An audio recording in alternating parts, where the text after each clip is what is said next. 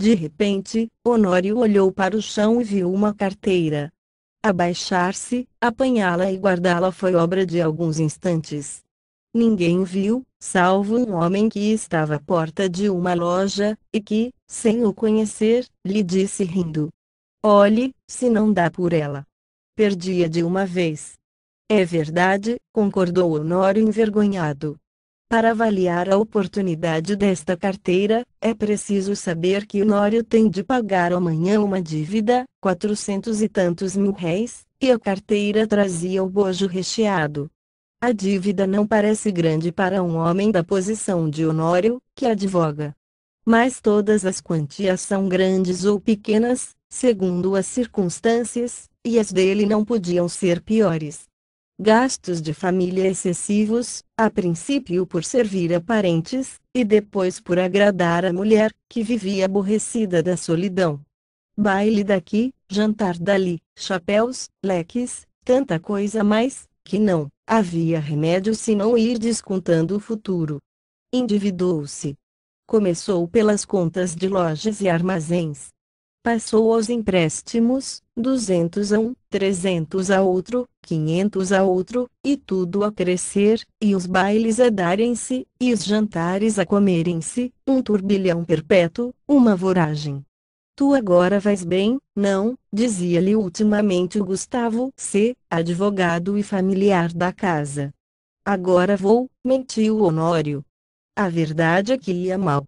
Poucas causas, de pequena monta, e constituintes remissos.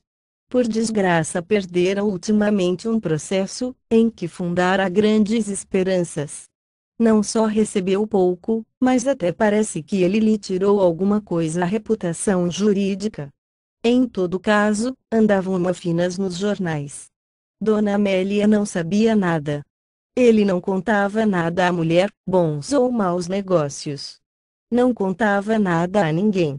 Fingia-se tão alegre como se nadasse em um mar de prosperidades. Quando o Gustavo, que ia todas as noites à casa dele, dizia uma ou duas pilhérias, ele respondia com 3 e 4. E depois ia ouvir os trechos de música alemã, que Dona Amélia tocava muito bem ao piano, e que o Gustavo escutava com indizível prazer, ou jogavam cartas, ou simplesmente falavam de política. Um dia, a mulher foi achá-lo dando muitos beijos à filha, criança de 4 anos, e viu-lhe os olhos molhados. Ficou espantada, e perguntou-lhe o que era. "Nada. Nada", compreende-se que era o medo do futuro e o horror da miséria. Mas as esperanças voltavam com facilidade. A ideia de que os dias melhores tinham de vir dava-lhe conforto para a luta. Estava com 34 anos. Era o princípio da carreira. Todos os princípios são difíceis. E toca a trabalhar, a esperar, a gastar, pedir fiado ou emprestado, para pagar mal, e a mais horas. A dívida urgente de hoje são uns malditos 400 e tantos mil réis de carros. Nunca demorou tanto a conta, nem ela cresceu tanto, como agora. E, a rigor, o credor não lhe punha faca aos peitos. Mas disse-lhe hoje uma palavra azeda, com um gesto mau, e Honório quer pagar-lhe hoje mesmo. Eram 5 horas da tarde. Tinha-se lembrado de ir a um agiota, mas voltou sem ousar pedir nada.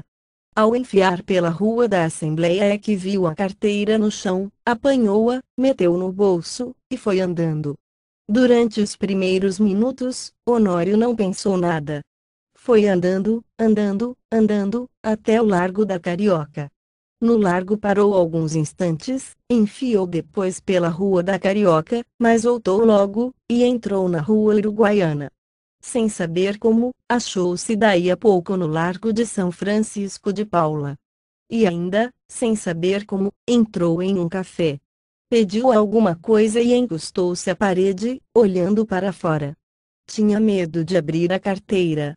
Podia não achar nada, apenas papéis e sem valor para ele. Ao mesmo tempo, e esta era a causa principal das reflexões, a consciência perguntava-lhe se podia utilizar-se do dinheiro que achasse. Não lhe perguntava com o ar de quem não sabe, mas antes com uma expressão irônica e de censura. Podia lançar mão do dinheiro, e ir pagar com ele a dívida. Eis o ponto. A consciência acabou por lhe dizer que não podia, que devia levar a carteira à polícia, ou anunciá-la. Mas tão depressa acabava de lhe dizer isto, vinham os apuros da ocasião, e puxavam por ele, e convidavam-no a ir pagar a cocheira. Chegavam mesmo a dizer-lhe que, se fosse ele que a tivesse perdido, ninguém iria entregar-lhe-a. Insinuação que lhe deu ânimo. Tudo isso antes de abrir a carteira. Tirou-a do bolso, finalmente, mas com medo, quase às escondidas. Abriu-a, e ficou trêmulo. Tinha dinheiro, muito dinheiro. Não contou, mas viu 2 notas de 200.000 réis, algumas de 50 e 20. Calculou uns 700.000 réis ou mais. Quando menos, 600. Era a dívida paga. Eram menos algumas despesas urgentes. Honório teve tentações de fechar os olhos, correr à cocheira, pagar, e, depois de paga a dívida, adeus. Reconciliar-se-ia consigo. Fechou a carteira, e com medo de a perder, tornou a guardá-la. Mas daí a pouco tirou-a outra vez, e abriu-a, com vontade de contar o dinheiro. Contar para quê? Era dele? Afinal venceu-se e contou, eram 730.000 réis. Honório teve um calafrio. Ninguém viu, ninguém soube. Podia ser um lance da fortuna, a sua boa sorte, um anjo. Honório teve pena de não crer nos anjos. Mas por que não havia de crer neles? E voltava ao dinheiro, olhava, passava-o pelas mãos. Depois, resolvia o contrário, não usar do achado. Restituí-lo. Restituí-lo a quem? Tratou de ver se havia na carteira algum sinal. Se houver um nome, uma indicação qualquer, não posso utilizar-me do dinheiro, pensou ele. Esquadrinhou os bolsos da carteira. Achou cartas, que não abriu, bilhetinhos dobrados, que não leu, e por fim um cartão de visita. Leu o nome. Era do Gustavo. Mas então, a carteira? Examinou-a por fora, e pareceu-lhe efetivamente do amigo. Voltou ao interior. Achou mais 2 cartões, mais 3, mais 5. Não havia duvidar. Era dele. A descoberta entristeceu. Não podia ficar com o dinheiro, sem praticar um ato ilícito, e, naquele caso, doloroso ao seu coração porque era em dano de um amigo. Todo o castelo levantado esborou-se como se fosse de cartas. Bebeu a última gota de café, sem reparar que estava frio. Saiu, e só então reparou que era quase noite. Caminhou para casa. Parece que a necessidade ainda lhe deu uns 2 empurrões. Mas ele resistiu. Paciência, disse ele consigo.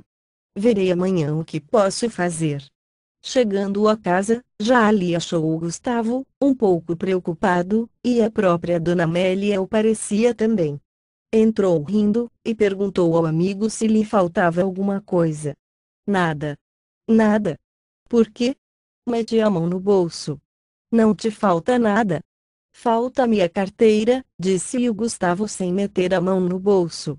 Sabe se alguém achou? Achei-a eu, disse Honório entregando-lhe-a. Gustavo pegou dela precipitadamente, e olhou desconfiado para o amigo. Esse olhar foi para Honório como um golpe de estilete. Depois de tanta luta com a necessidade, era um triste prêmio. Sorriu amargamente.